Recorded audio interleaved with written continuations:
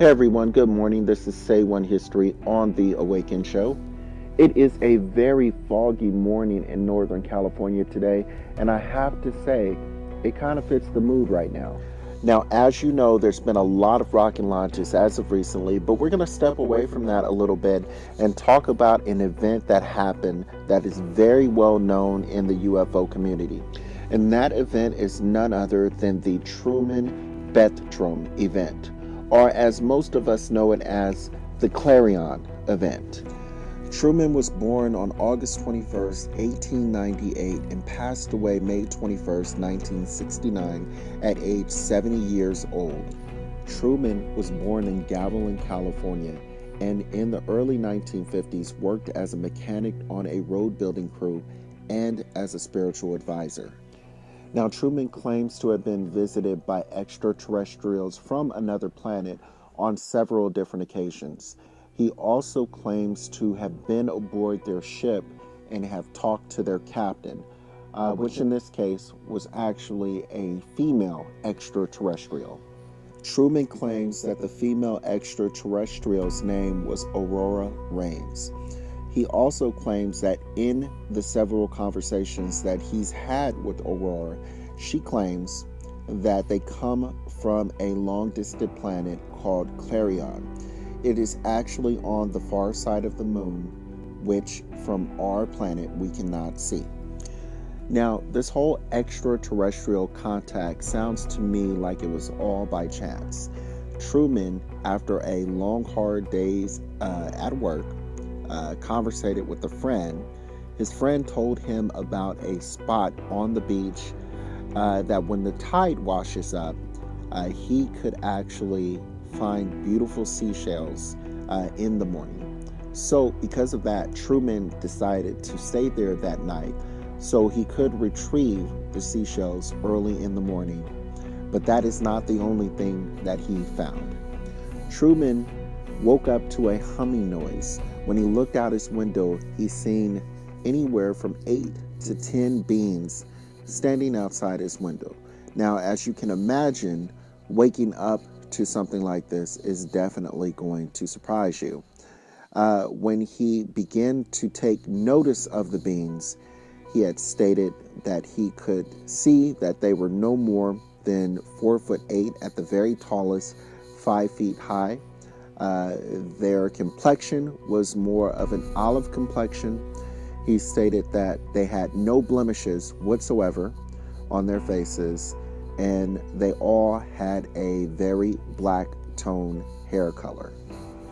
Truman stated that the beings had made no effort or attempt to harm him. He also stated that he was so afraid that he made no attempt to try to escape. Truman stated that one of the beings attempted to speak to him, but it was in a foreign language. After the being had touched him on his shoulder, he all of a sudden was able to speak perfect English, and Truman could understand him just fine. Truman also claims that every extraterrestrial that was by his truck, he had the opportunity to shake their hands. And on top of that, he had asked to speak to their captain.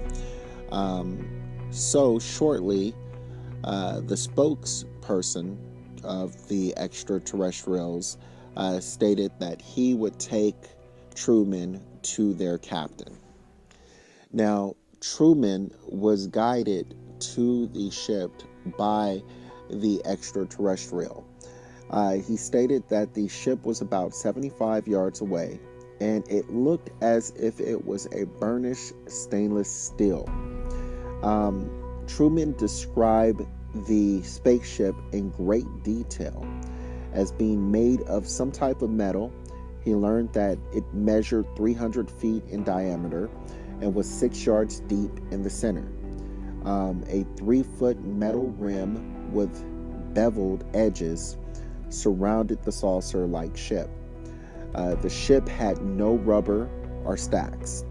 They entered the ship through a large wide door that Betram estimated was 4.5 inches or 4.5 feet wide.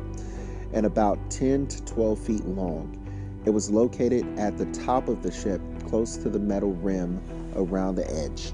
Now, I'm kind of skipping back and forth here from this testimony, but later on, after Truman started to speak to the female extraterrestrial, he started to ask more about the ship. He stated, "I asked about their power. I said, you have to have tremendous generators to power such a craft like this. And they said, we have no reciprocation equipment aboard." He stated that Aurora had informed him that they used the gravitation or the magnetic field of the Earth to power their ship, which reminds me sort of the entities or the different craft that we see located or docked at the brim of our sun, almost as if they're sucking plasma or energy to energize their ships. So quite interesting that he would say they informed him they used the energy of the Earth. Moving along, he also stated that in this conversation, Aurora had informed him that they had no wars, they had no strife, and no juvenile delinquency. They said the planet Earth is the only planet that has had strife. They said the planet Earth is the only planet that does not have interplanetary means of travel, the only one because of strife. I believe the good Lord himself is preventing us from having interplanetary means of travel as long as there is strife on the planet Earth. Why take war into space? Now, this statement is very intriguing to me because if you are not aware, the U.S. and several other countries around the world have actually tried to launch nuclear weapons into space and have been unsuccessful. Now, I'm not going to make any claims and I'm not going to assume anything, but I find it very interesting that this statement was made in the 1950s, and still today, we cannot get nuclear weapons into space. Not for lack of trying, because it has been attempted several times, but for possibly unknown, out of this world issues, we have not been able to do it. Truman stated that after speaking with Aurora a little bit more, she started to divulge in some information about her planet. He stated that their planet they had lived in, they had lived bountifully. She had stated again that they had had no strife or no wars on their planet. She had also stated that their youthful look was based upon technologies that they had had on their planet. She had also stated that they had had a similar piece of equipment close to our television. She said she could watch whatever she wanted anywhere in the beginning of time to the end of time. She also stated that they can read minds from great distances and they need to know when it is safe to come to Earth and when Earth will accept them as friends. She said, "I certainly do not believe that there will be an atomic or hydrogen war at any time, but if there is an atomic or hydrogen war, it will bring simultaneous action from Clarion and from other planets, and all the bombs will deteriorate in an instant if warfare is declared. Those people told me they are tired of hearing the noise and continual rumbling down here on Earth. There is life on every planet. There is strife only on Earth. I believe the strife is an element the same as pouring gasoline on a fire. If it were not for strife, we would have interplanetary travel. They say they live in luxury and there is no class distinction. They have a maid in their home," she said, and the maid is thought as much of as she herself. That was the captain of the ship speaking, and she had a hand in the government.